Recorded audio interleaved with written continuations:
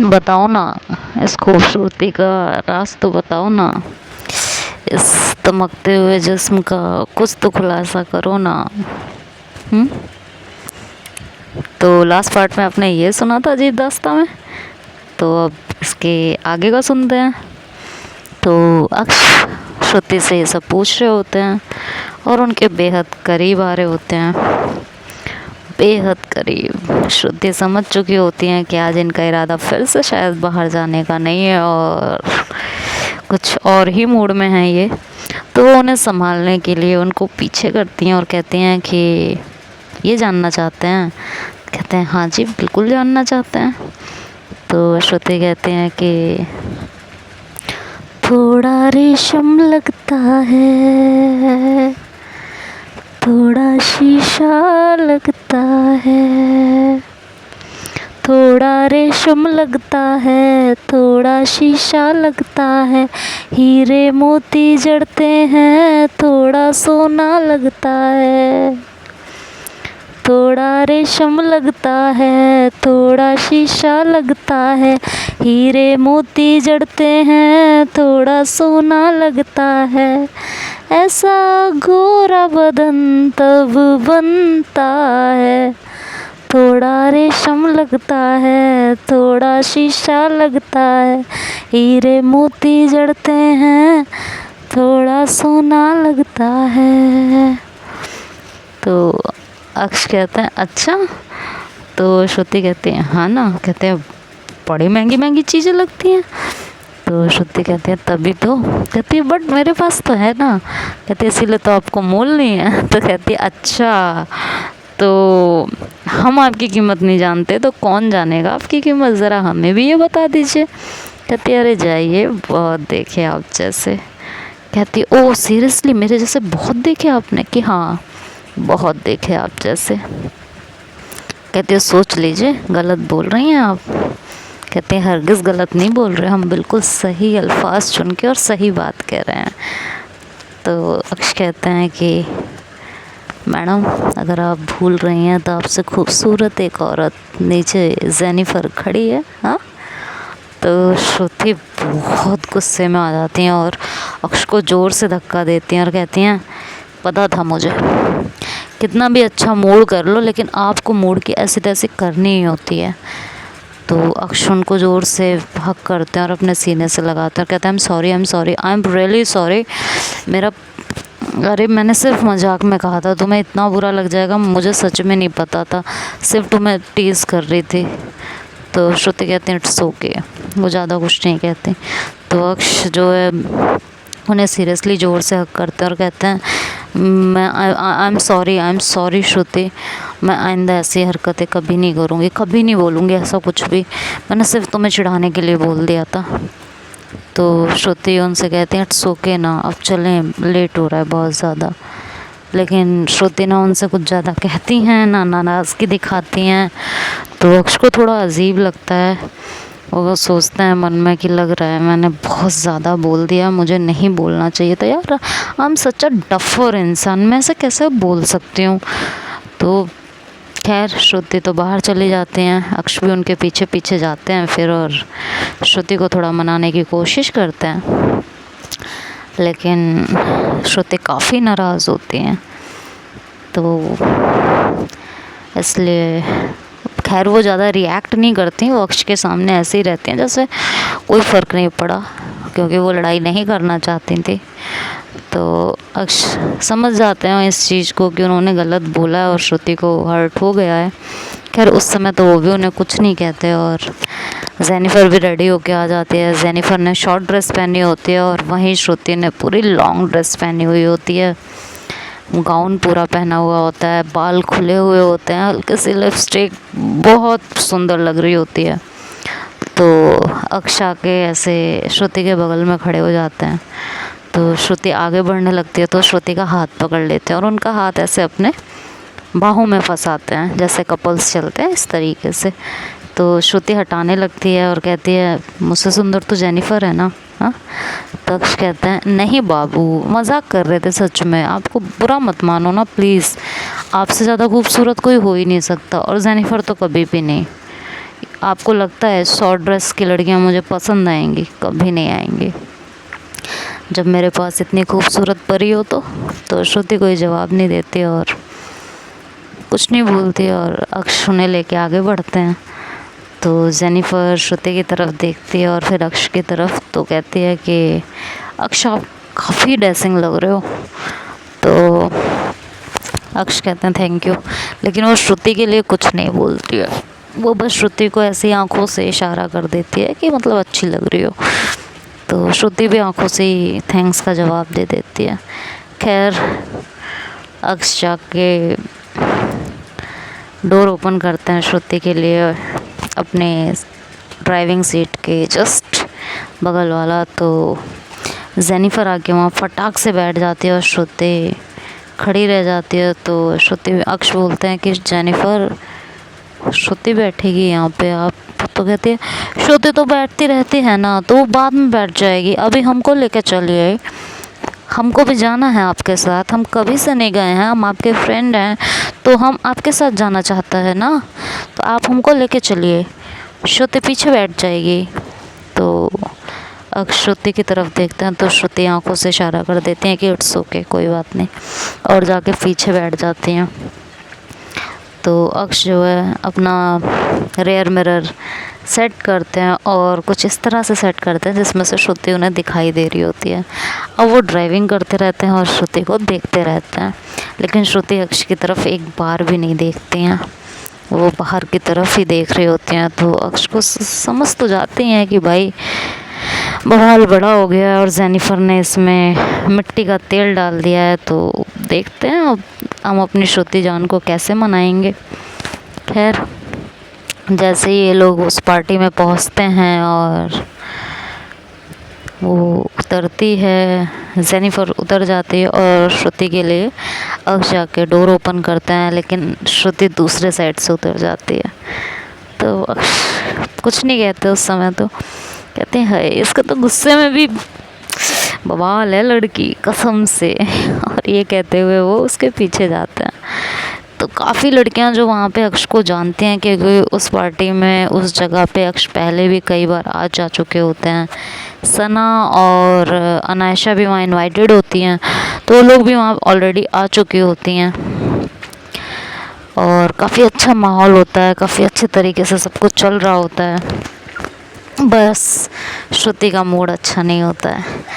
तो ये लोग आगे बढ़ जाते हैं और वहाँ पे जाके एंजॉय करने लगते हैं और श्रुति हल्का सा पीछे पीछे चल रही होती है क्योंकि उसकी ड्रेस काफ़ी भारी होती है, तो वो चल नहीं पा रही होती है सही से। तो अक्ष पीछे पलटते हैं, देखते हैं कि श्रुति सही से चल नहीं पा रही होती और उन्हें कई लोगों ने घेर रखा होता है, कई लड़कियों ने घेर रखा होता है क्योंकि पार्टी ही LGBT की होती है, तो लड़कियां ही होती हैं ज़्यादातर मोस्टली वहाँ पे। तो सब उससे बातें कर रही होती हैं अक्ष से। तो अक्ष की नज़र जो है श्रुति पे पड़ती है और वो सबके बीच में से सबकी भीड़ को चीरती हुई श्रुति के पास पहुँचती है और जाके उसके पीछे से उसका जो ड्रेस ज़मीन का झाड़ू लगाते हुए चल रहा होता है उसको वहाँ से उठाती है और श्रुति को थोड़ा सा सपोर्ट करती है। तो श्रुति काफ़ी कंफर्टेबल फील करने लगती है और आगे बढ़ती है। तो श्रुति को अंदर अंदर खुशी तो होती है कि इतने लोगों के बीच में जहाँ सब अपने अपने कपल्स के साथ एंजॉय कर रहे हैं, अपने फ्रेंड्स के साथ एंजॉय कर रहे हैं, वहाँ अक्ष मेरी केयर कर रहे हैं, मेरी ड्रेस उठा रहे हैं। तभी वहाँ उनकी एक फ्रेंड, जब वो लोग वहाँ पहुँचते हैं, मतलब अक्ष श्रुति को लेके वहाँ पहुँचते हैं जहाँ वो खड़े होते हैं, तो अनायशा और सना भी वहाँ होती हैं। तो श्रुति उनसे बात करने लगती हैं। तभी उनकी वहाँ एक फ्रेंड आती है और कहती है कि यार अक्ष एक बात पूछूं? तो अक्ष बोलते हैं हाँ ज़रूर पूछिए, कि शी इज़ योर वाइफ? कि यस। तो श्रुति से कहती है और very lucky, do you know अक्ष ऐसा पार्टनर तुम्हें मिला है? तो श्रुति कहती है yes I know I am lucky, और मैं बहुत लकी हूँ, मुझे पता है। तो श्रुति से वो बोलती है कि कभी आपको जलाते नहीं हैं? इनके पीछे इतनी लड़कियाँ पागल थीं, इन्होंने कभी किसी को खास नहीं डाली। तो ये कभी आपको जलाते नहीं हैं, आपको जेलस फील नहीं कराते, तभी मतलब वहाँ भीड़ लगने लगती है। काफ़ी इनके फ्रेंड्स होते हैं वहाँ काफ़ी, तो वो लोग भी आने लगते हैं। और उसमें एक लड़की होती है जिसको अक्ष ने काफ़ी टाइम पहले रिजेक्ट किया हुआ होता है, वो भी होती है। और वो आती है, कहती है मैंने सुना है कि अक्ष आपकी शादी हो गई। तो कहते हैं हाँ। कहते तो लड़का कैसा है, तो सब उसकी तरफ देखने लगते हैं। तो कहती है ऐसे क्यों देख रहे हो तुम लोग मुझे। कहती है मैडम उनकी शादी लड़की से हुई है। कहती है व्हाट, कि हाँ। तो अक्ष से बोलती है कि तो मुझ में क्या बुराई थी। अक्ष कहती है यही तो तुम्हारे अंदर बुराई है। तो कहती क्या बुराई थी, प्यार तो करती थी ना मैं तुमसे। हाँ। तो कहती अरे छोड़ो ना यार, पुरानी बातें हैं, जाने दो। वैसे मीट माय वाइफ श्रुति। तो श्रुति की तरफ देखती है, कहती है nice choice. Yes I know मेरी चॉइस बहुत अच्छी है and I am very lucky. तो वो दूसरी वाली लड़की जो पहले आई हुई होती है वो कहती है श्रुति बोलो ना, ये कभी आपको जेलस फील नहीं कराते। तो श्रुति कहती है कि नहीं, क्यों। तो अक्षय वो बोलते क्यों भाई, क्यों नहीं जेलस फील कराते हो तुम। हाँ, तुम तो अच्छे से जेलस फील करा सकते हो। और अपने पार्टनर से या आपका पार्टनर आपसे कितना प्यार करता है ये जानने के लिए तो सबसे अच्छा तरीका है ना। जेनिफर भी वो सारी बातें सुन रही होती है। तो अक्ष कहते हैं कि एक बात बोलूं। कहते हैं क्या। कहते हैं कि जब किसी का पार्टनर किसी को जेलस फील कराता है तो कभी ये मत समझना कि वो उसका रियल पार्टनर है। रियल पार्टनर कभी भी दूसरे लड़कियों के साथ या लड़कों के साथ अपने पार्टनर को जेलस फील नहीं कराएगा, बल्कि रियल पार्टनर, सच्चा प्यार करने वाला आशिक हमेशा अपनी लड़की से, अपने पार्टनर से दूसरों को जेलस फील करवाएगा।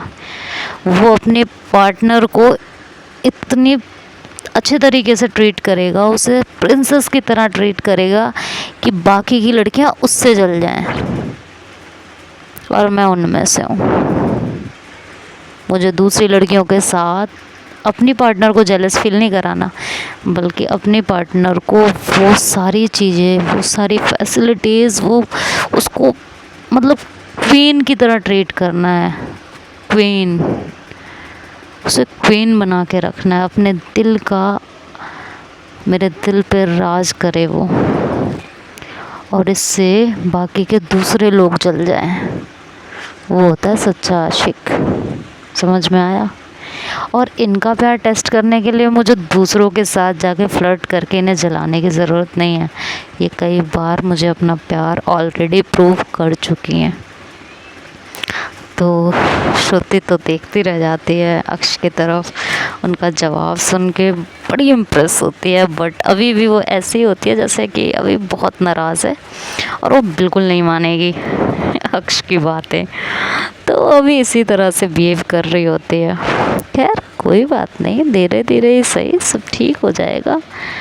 तो इस तरह से वो बिहेव कर रही होती है, बिल्कुल नहीं सुन रही होती वो। तो फिर चलो कोई बात नहीं।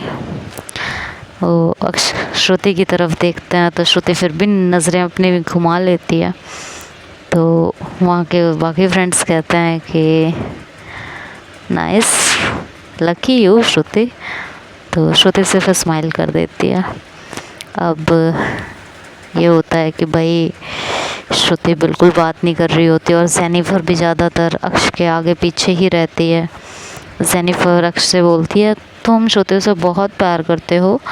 तो श्रुति बोलती है यस, अभी तक आपको समझ में नहीं आया। कहती है नहीं आया समझ में मुझे। तो अभी तो वो तुमसे नाराज़ है ना, तो तुम कैसे मनाओगे उसको।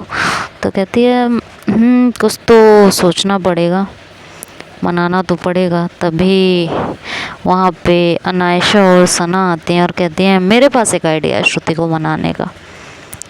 तो कहते हैं क्या। कहते हैं कि वो डीजे काउंटर देख रही हो। कि हाँ, तो क्या। फिर क्या करूँ। तो कहती है कि वहाँ जाओ और अपने प्यार का ऐलान कर दो। कहती है सबके सामने? कहती है हाँ, कभी किया नहीं है ना, अभी सिर्फ फैमिली में किया था, फ्रेंड्स के बीच में किया था, आज दुनिया के सामने कर दो। तो अक्ष कहता है नहीं यार, मुझसे नहीं हो पाएगा। तो कहती है अरे सब हो पाएगा, जाओ तुम करके आओ। कहती है बट, कहती है कि हाँ ना, जाओ वहाँ माइक है और गा के आओ, फटाफट जाओ अपने प्यार का इज़हार करके आओ, जाओ जल्दी से। तो वो लोग धक्का मार के उसको डीजे वाले के पास भेजते हैं। खैर वो डीजे से कुछ बातें करती है और उससे कहते हैं कि can I sing for my partner. तो कहता है श्योर, और उसे कुछ पैसे देती है और माइक हाथ में लेती है और कहती है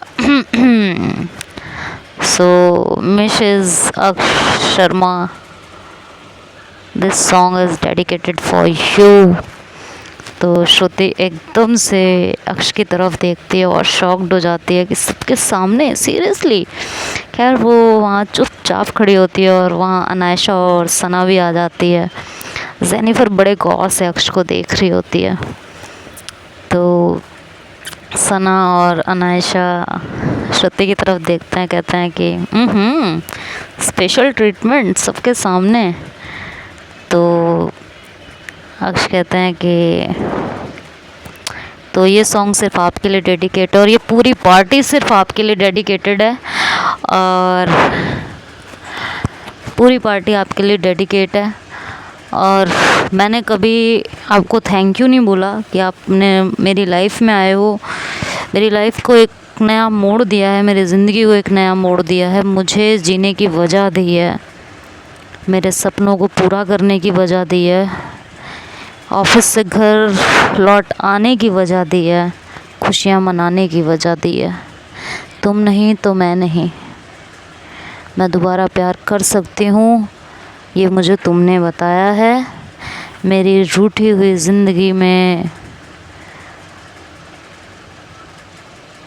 फूलों को तुमने खिलाया है, मेरे होठों पे इन मुस्कान को वापस से तुमने लाया है।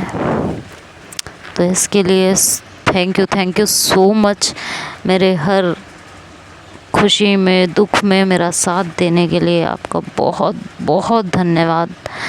और मैं तुमसे बहुत प्यार करती हूँ और ज़िंदगी भर मैं तुम्हारे साथ रहना चाहती हूँ, तुम्हारे साथ अपनी ज़िंदगी का हर वक्त बिताना चाहती हूँ, तुम्हें अपने सीने से हर वक्त लगाना चाहती हूँ, तुम्हारे हाथों को अपने हाथों में पकड़ के ताउम्र तुम्हारे साथ चलना चाहती हूँ।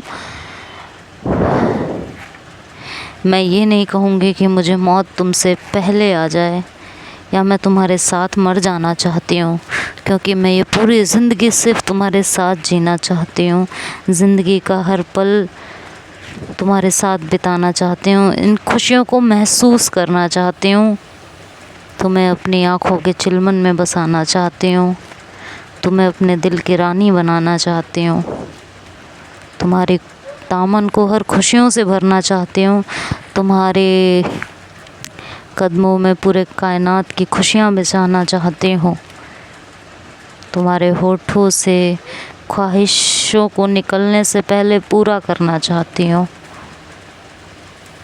तुमने मुझे बताया है कि प्यार क्या होता है और ये प्यार कैसे होता है, ये मैं तुम्हें बताना चाहती हूँ। और इस खूबसूरत सफ़र में खूबसूरत तरीके से, खूबसूरती के साथ जिस तरह तुमने मेरा साथ दिया है, उसके लिए बहुत बहुत शुक्रिया, बहुत बहुत शुक्रिया। मैं जितना तुम्हारा शुक्रिया करूँगी उतना कम होगा, जितना तुम्हें थैंक यू बोलूँगी उतना कम होगा। तुमने मुझे प्यार का सही अर्थ समझा दिया। एक मरते हुए इंसान को तुमने अपने गले से लगा लिया। मैं तो टूट कर बिखर गई थी टुकड़ों में, मैं तो टूट के बिखर गई थी टुकड़ों में, तुमने उन टुकड़ों को समेट कर एक खूबसूरत सा फिर से दिल बना दिया, एक खूबसूरत सा फिर से दिल बना दिया। ज़िंदगी खो गई थी कहीं गुमनाम गलियों में, ज़िंदगी खो गई थी कहीं गुमनाम गलियों में, तुमने मेरा हाथ थाम कर मुझे मंजिल तक पहुंचने का रास्ता बता दिया। तुमने मेरा हाथ थाम कर मंजिल तक पहुंचने का रास्ता बता दिया। थैंक यू सो मच मेरी लाइफ में आने के लिए, मेरे साथ अपनी ज़िंदगी को बांटने के लिए, मेरी खुशियों को जीने के लिए, मेरे तरीके से खुद को ढालने के लिए। और अक्षय सब इजहार कर रहे होते हैं और श्रुति सुन रही होती हैं। इस समय सेंटर ऑफ अट्रैक्शन श्रुति और अक्ष होते हैं। सबकी निगाहें कभी अक्ष पे होती हैं और कभी श्रुति पे होती हैं। तो देखते हैं आगे और क्या क्या इजहार होता है इस पार्टी में, ये तो कल के पार्ट में सुनेंगे। तब तक के लिए bye bye and take care. हाँ।